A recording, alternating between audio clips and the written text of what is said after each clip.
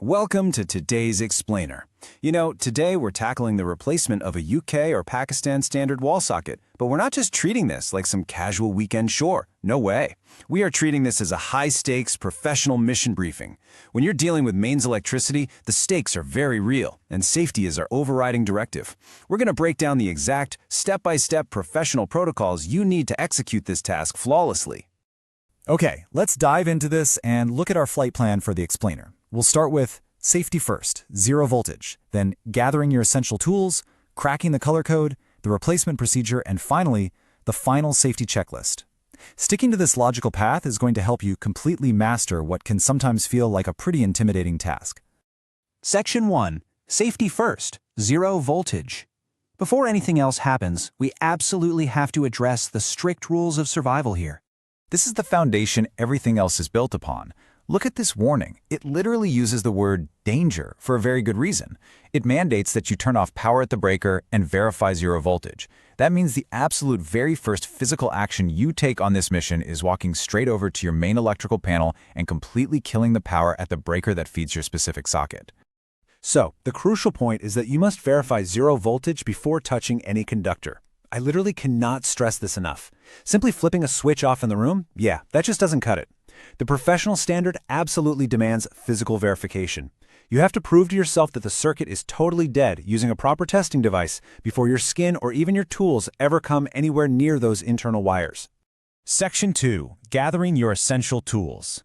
It's time to prep, and we need to treat these items as vital life-saving gear, not just basic hardware. Let's rapid fire through our arsenal here. For testing and safety, you're going to need a voltage tester, a multimeter, a reliable flashlight so you can actually see into that dark wall cavity, and insulated gloves for an extra layer of defense. Over on the hand tools side, we've got an insulated flathead and an insulated Phillips screwdriver, a wire stripper, and needle nose pliers. Notice how many times the word insulated pops up? That is definitely not a coincidence. These insulated items and testing devices are specifically designed for your protection against accidental shocks. Section 3. Cracking the color code. Now we shift our energy to the intelligence phase of the mission, because decoding the UK and Pakistan wiring standards is absolutely critical. Now, what's really interesting about this slide is how it acts as a literal map for your wiring. When you hold the physical socket in your hand and flip it around, you'll see 3 specific connection points stamped right into the casing. L is for live, N is for neutral, and E is for earth. It shows you exactly where everything needs to go. And here's how we match the wires in your wall to that map. According to the standard, brown is your live wire. Think of it as carrying the active, dirty work from the grid. Blue is the neutral return path, like a clear blue river flowing back to complete the circuit. And finally, the green and yellow striped wire, that is your earth, your protective grounding line designed to safely redirect faults. So just remember, brown to live, blue to neutral, and green or yellow to earth. It's foolproof. Section 4. The replacement procedure. Okay, we have our gear, we've got our intel, now it is time to execute. We're breaking the standard 12 steps into 3 super digestible phases. Phase 1 is all about isolation and removal. Step 1. Turn off the breaker.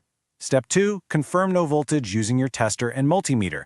Let me repeat that because it is huge. Step 2 is your absolute final failsafe before going any further.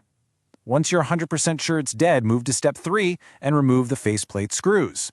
For Step 4, pull the socket forward carefully. And I mean carefully. You don't know how short those wires might be tucked back in the wall, and yanking it could cause some serious damage. Next up is Phase 2, disconnection and rewiring. Step 5 is a brilliant tactical move, honestly. It advises us to photograph the existing wiring.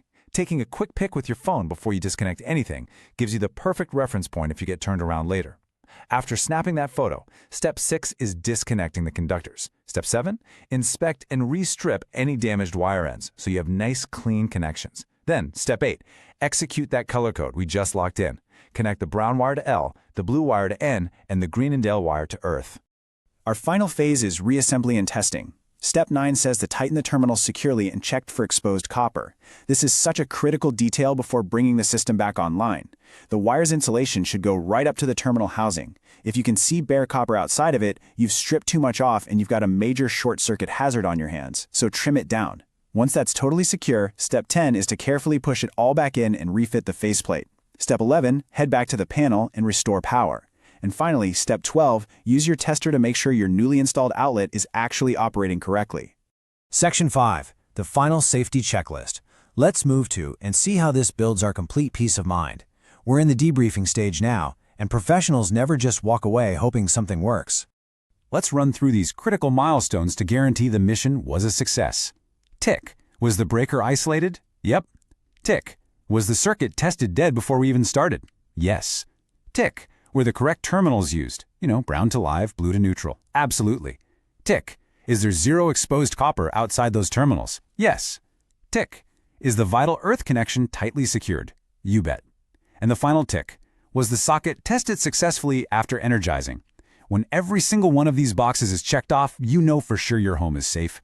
We've covered the protocols, the specialized gear, the codes, and the entire execution phase. But remember, the ultimate responsibility rests with the person holding that screwdriver. So, before you go and restore that power, I want you to ask yourself one last time. Are your connections perfectly tight? And is your breaker truly ready to flip? Thanks so much for joining me on this explainer. Stay safe out there, trust your testing gear, and I'll see you next time. Want more daily tips? Hit follow and grab the free printable PDF guide from the link in the pinned comment or bio.